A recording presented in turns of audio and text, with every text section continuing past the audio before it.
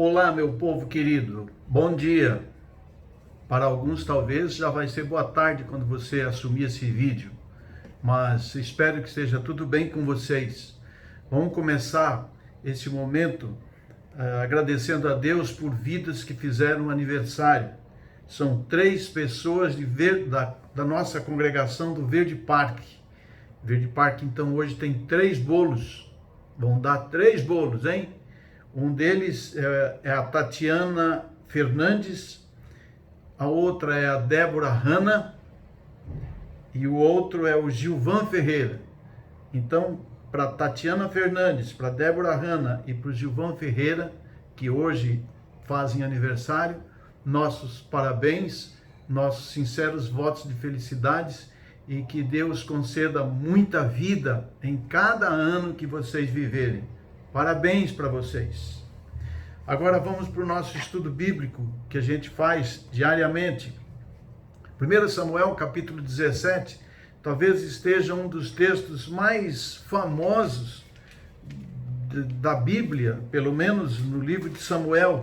Muita gente fala, trata de um adolescente corajoso, um adolescente chamado Davi. Davi, ele era um adolescente e que servia o rei Saul, foi eleito por Deus para substituir Saul, mas enquanto não assumia, ele vivia ali no meio do povo, no meio de Israel, nas guerras contra os filisteus, e Davi era um adolescente.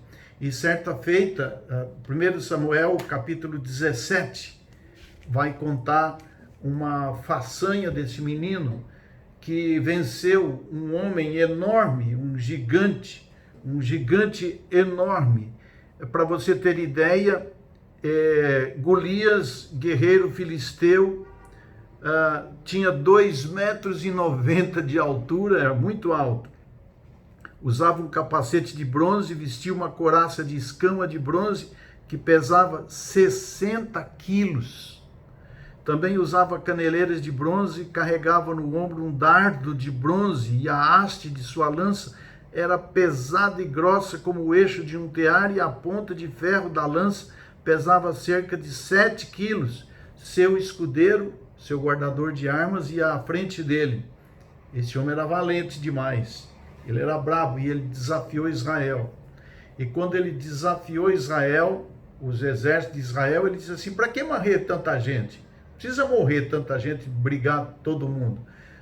Ele saiu à frente, aquele homenzarrão, aquele monstro de homem, e disse: qualquer um de vocês aí venha me desafiar. E Davi escutou aquela história, e Davizinho, nós vamos chamá-lo de Davizinho, ele disse: eu vou enfrentar esse homem aí. E Saul lhe deu sua espada, lhe vestiu a sua armadura, e Davi começou a andar com aquilo ali, e para Davi aquilo era estranho. E Davi falou: eu não consigo andar com esse negócio aqui não. Eu não quero caminhar com essa armadura. Isso aqui eu não consigo fazer nada com essa armadura aqui. Então Davi retirou aquilo, e conta-nos o texto que Davi venceu o gigante Golias. Imagina, com 5 pedras que ele pegou num riacho, 5 seixos, 5 pedregulhos. Olha lá, capítulo 17, verso 40.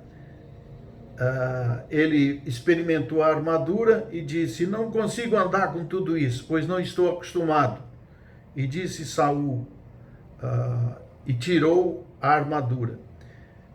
E o verso 40 vai dizer: pegou 5 pedras lisas de um riacho e as colocou em sua bolsa de pastor, e armado apenas com seu cajado e sua funda, foi enfrentar o filisteu.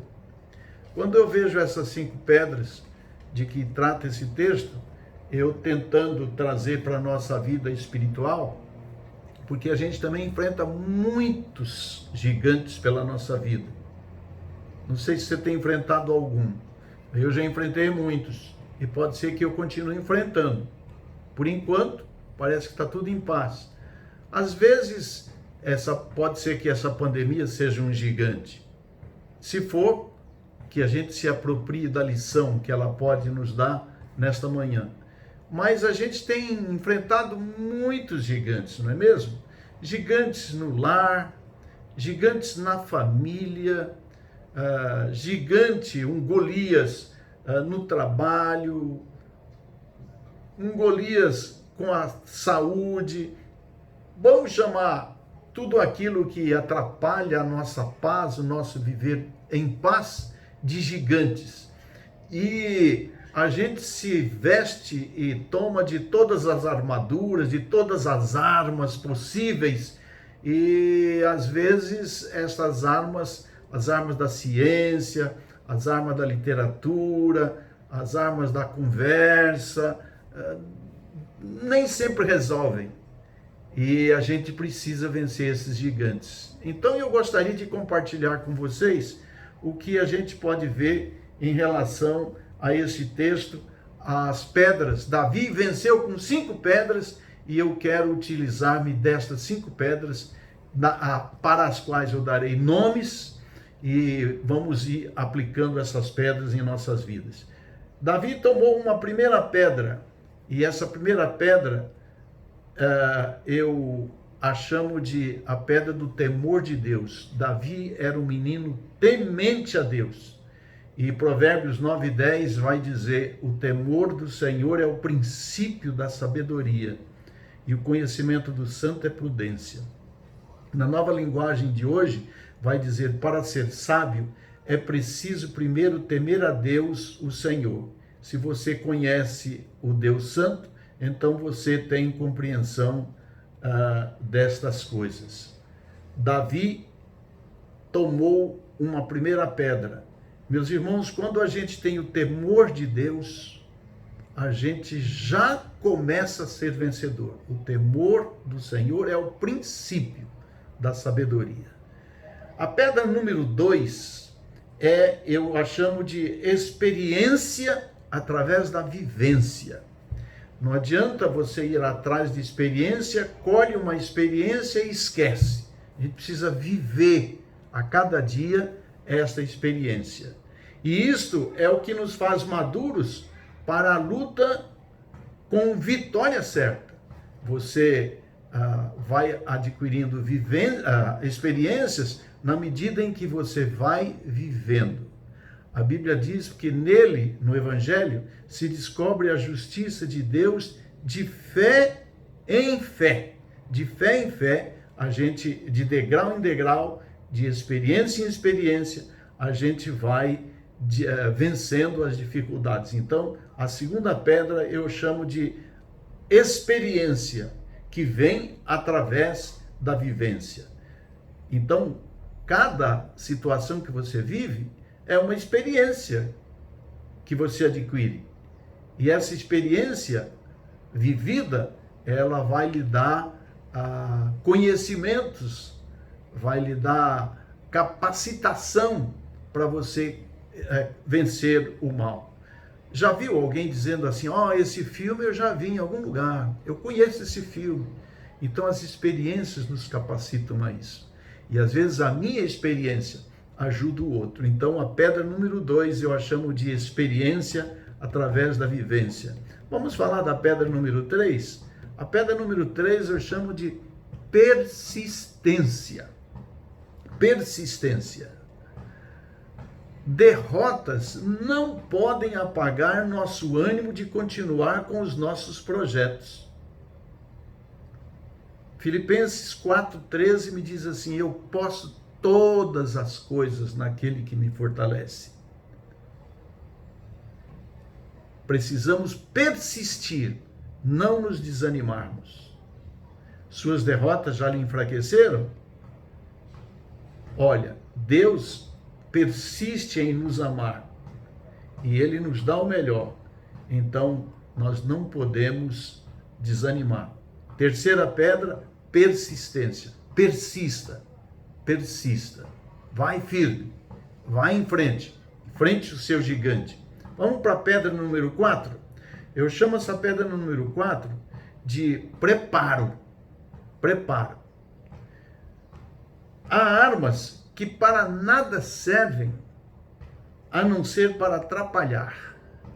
Você viu que no texto que nós estávamos lendo, Saul vestiu Davi com a sua armadura.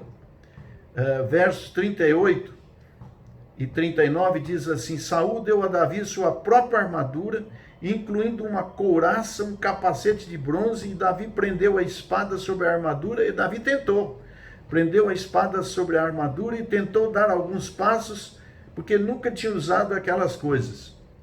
E o texto continua dizendo, não conseguiu andar com tudo aquilo, pois não estava acostumado, e disse para Saul, olha, eu não quero usar isso aqui não. E aí ele foi para aquilo para o qual ele estava preparado.